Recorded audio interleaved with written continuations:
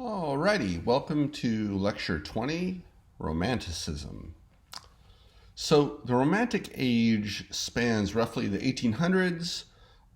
This chapter's art is mostly from the first 3/4 of that century. And it gets harder and harder to narrow down important works because things are moving so fast now. We're getting closer to the present, there's lots going on, and this only gets more pronounced as we go.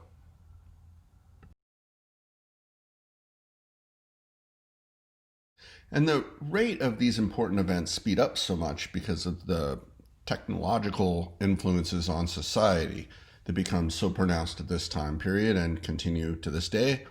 Regarding transportation, steam engines were developed for ships and trains. They can move freight and people on an unprecedented scale. Communication technology, we have the development of electricity, the telegraph, telephone, even radio, all in one century. And there are massive societal changes that go along with this increased industrialization.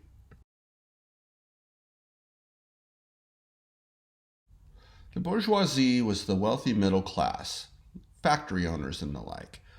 They were very rich, but not through aristocratic birth. And they controlled the means of industrial production. Consequently, they had a greater voice in government. Of course, they favored a laissez-faire type of economic system. That's a way of structuring the economy with no government interference in business affairs, a sort of let the market decide attitude. And that kind of system works out great when you're on top, because you can manipulate the system to stay on top, as long as the pesky government doesn't get in the way. Left unchecked, this creates an increasingly stratified society where the rich get richer and the poor get poorer. Proletariat was the working class. And by this time, people who had worked in the country were moving into the city to fill industrial jobs. This is the birth of the blue-collar worker. And compared to farm labor, the working hours increased dramatically in the factories. So why did these people go to the cities in the first place? Well, they had a dream of a better life. But in reality, they found terrible working conditions and gross exploitation. It was a dictatorship of the bourgeoisie, and conflict inevitably arose between these two classes of people.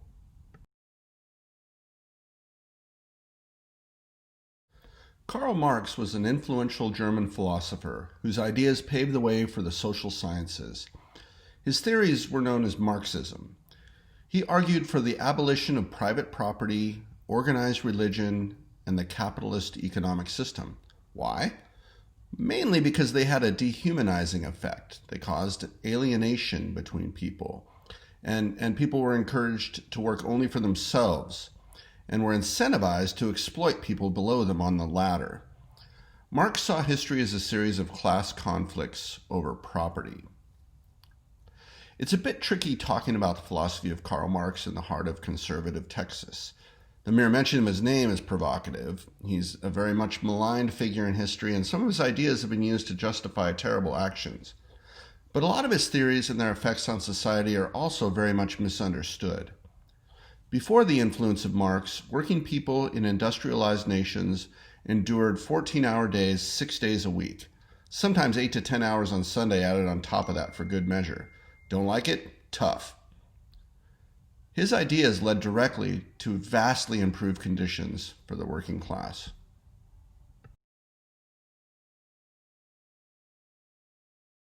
This is also the time period in which we find Charles Darwin, which represents one of the most important scientific developments.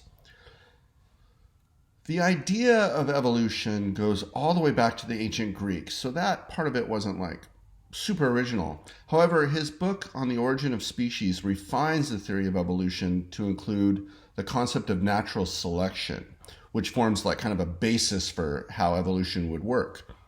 And that is basically just that favorable genetic variations reproduce more often. And so organisms gradually adapt to environment over many, many generations.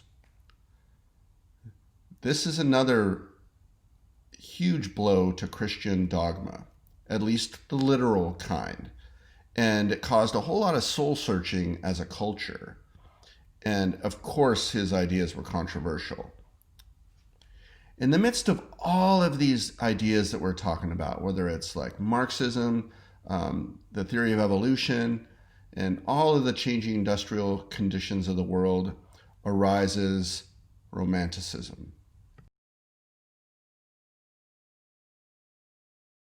And Romanticism can be seen in some ways as a cultural reaction against the cold objectivity of the age of science and the rise of industrialism.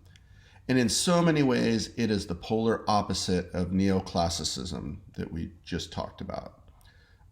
However, we're going to see artists that kind of straddle both worlds, which is kind of interesting. Romanticism celebrated subjectivity and personal human experience. It also celebrated freedom versus the neoclassical stuffiness, individualism, imagination, human emotion, passion, exotic themes. And for Europeans of this time, that meant the Orient. And it idealized the distant past, like sort of think Star Wars, a long time ago in a galaxy far, far away. It was escapist. And it also celebrated this concept that I think to this day is very captivating, the sublime.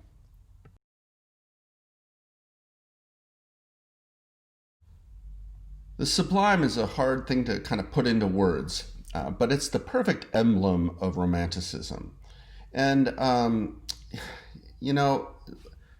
like I said, kind of hard to like define it, but it's sort of like greatness beyond all possibility of empirical calculation. So like more profound than you could ever measure. And it's distinct from simple beauty, or that aesthetic feeling of beauty. It's a deeper, more profound experience than simple beauty. It's sort of like the true feeling of awe.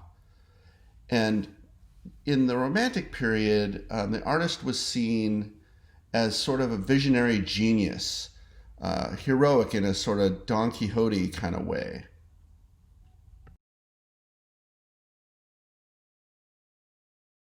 So let's talk about the art of the Romantic age, and we'll start with music to sort of set the mood. There are a lot of important composers, but Frédéric Chopin is maybe the best example. We're going to listen to Revolutionary Etude in C minor. This composition is a response to the Russian invasion of his home country of Poland. Chopin composed for the piano, and in doing so, he utilized the vast expressive potential of the instrument. Through varied pressure on the keys, changing tempos, rising and falling, like gasping breaths, he created extremely emotional compositions. When you listen to this piece of music, pay attention to the drama, the desperation and longing. Be sure also to look up and listen to Richard Wagner, who really represents the opposite end of the romantic extreme with grand sweeping heroics. And you need to listen to that as well. But here's Chopin.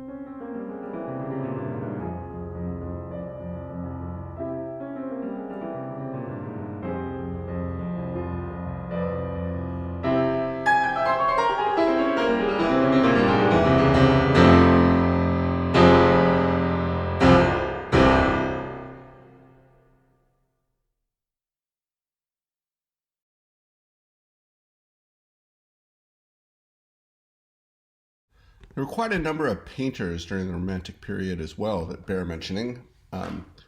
The first among them is perhaps Jean-Auguste Dominique Ingres. Ingres considered himself a neoclassicist, and he was in some ways, but also undeniably had strong romantic tendencies. That makes him a perfect bridge artist between the two opposing worlds. This is Le Grand Odalisque. The exotic imagery in this place it firmly in the romantic kind of category. Here we see a concubine in a Turkish harem. There was a real interest in the romantics of exotic cultures, and so Orientalism was a strong tendency because exotic to them was east of Europe in particular, and so in this painting we see this figure, very elegantly painted. But interestingly, she's kind of elongated here. The proportions aren't really anatomically correct. If you look at where just the length of her back and her neck, but then also notice the left leg. Notice where the knee is and where the thigh kind of disappears behind the arm. There's no way it could really be positioned there. And what was really interesting with Ingres is he would often deliberately distort the proportions of his figures to enhance the elegance of the form. And here we see this sort of cool, aloof eroticism.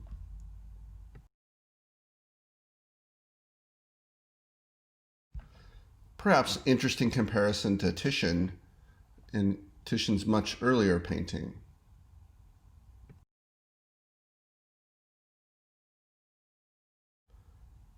Here are a couple detail shots where you can really see the elegance of the painted forms.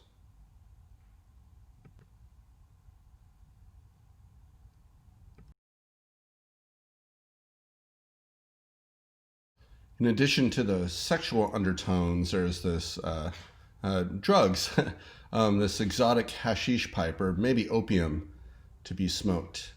So there's also, as part of this kind of romantic sensibility, is this, the idea of the altered state of consciousness from drugs.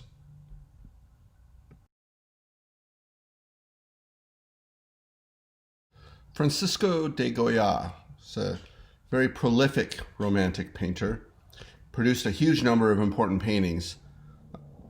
This is an early self-portrait.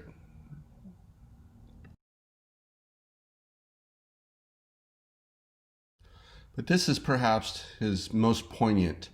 The Executions of the 3rd of May, 1808, painted several years afterwards. This was a very recent historical painting for the time. 6 years after the event took place. We talked a little bit about this, I think, in the very first chapter. Talked about some of the narrative where the French had occupied Madrid and the citizens rebelled, and the French army came down hard and gathered together a group of people arbitrarily to execute them.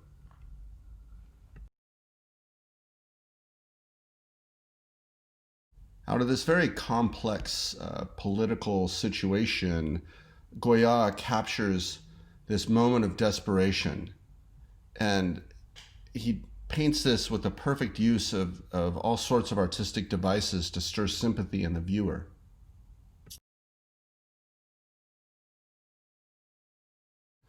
In this painting, Goya really drives home the outrageousness of the actions, in his eyes, of the French troops,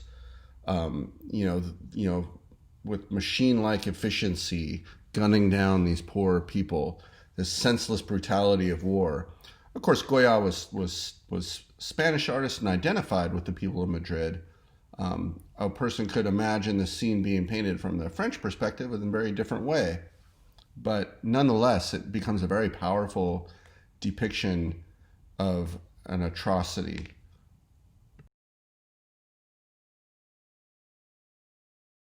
And Goya wasn't one to shy away from some of the negative aspects of humanity. In fact, a lot of his work kind of delves into deeply psychological, sometimes brutal images. This particular painting here, Saturn devouring his son, was painted directly onto the wall of his farmhouse, in the dining room, no less. And this is a play on Roman mythology. Saturn hears a prophecy that he will be usurped by one of his children. So he thinks, no problem, I'll just eat them as they're born, and that takes care of that. Why did Goya paint this? Likely he suffered from depression. Also, Spain was in turmoil during this period, and this is almost an allegory for the country devouring its own citizens in warfare. By the way, in the myth, Saturn is fooled by his wife at some point, and his son Jupiter does indeed grow up and overthrow him.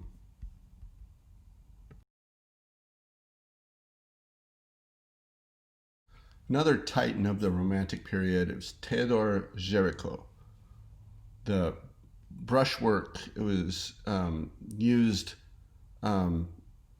extensively to create a visual impact in each stroke to convey the mood of the piece. This is called The Raft of the Medusa.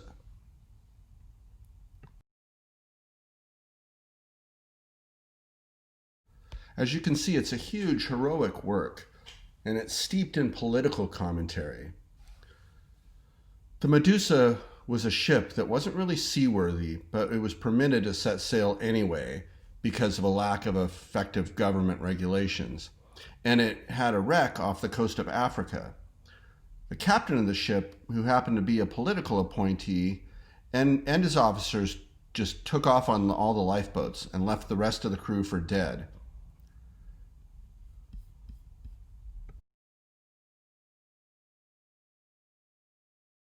"15 sailors survived for 2 weeks in shark-infested waters and ended up even having to eat each other as some of them died. And, like literally went insane. You can imagine.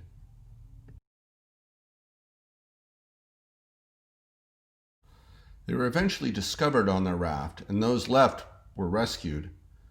And this, as you might imagine, created a huge political scandal.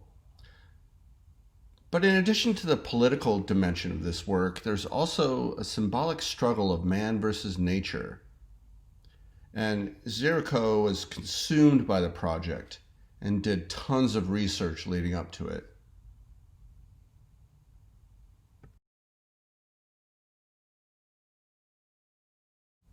Not only did he go out and interview some of the actual survivors of the incident, but he also, in order to make his painting as lifelike as possible, did studies of dead people, and in particular the decapitated heads of executed criminals.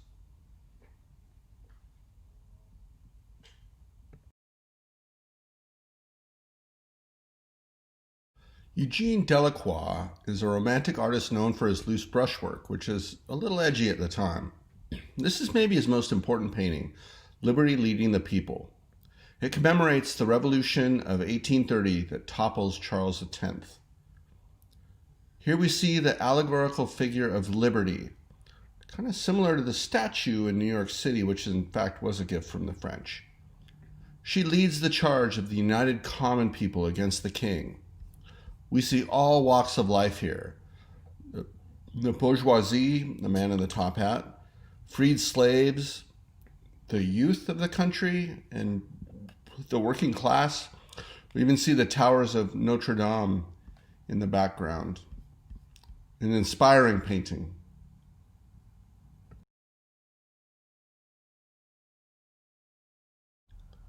Caspar David Friedrich is a German painter who painted romantic landscapes. Why landscape painting? Well, we talked earlier about the sublime, and the sublime as nature was a very common expression of that feeling. And the idea here was like trying to approach a sort of transcendental experience through nature. Here is Wanderer Above a Sea of Mist, a young man on a rocky precipice.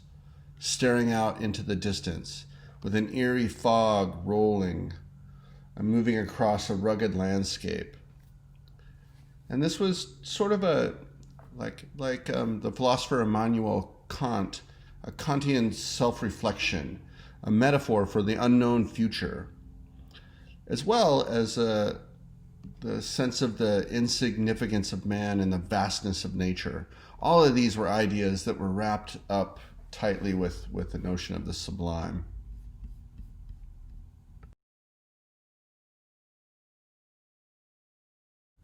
Here's a painting by Joseph Mallord William Turner.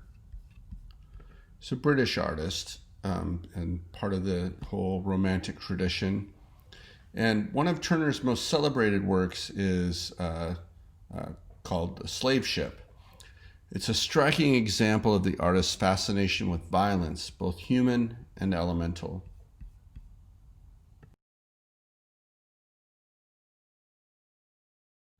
This painting was based on the true story of an earlier British slave ship whose captain had thrown 6 slaves overboard so he could collect the insurance money, only available for those lost at sea. Turner captures the horror of the event and terrifying grandeur of nature through hot, churning color and light that merge as sea and sky. Obviously, this painting transcends merely documenting this horrific event and uses unprecedented expressive brush marks and swirling color to whisk the viewers off their feet.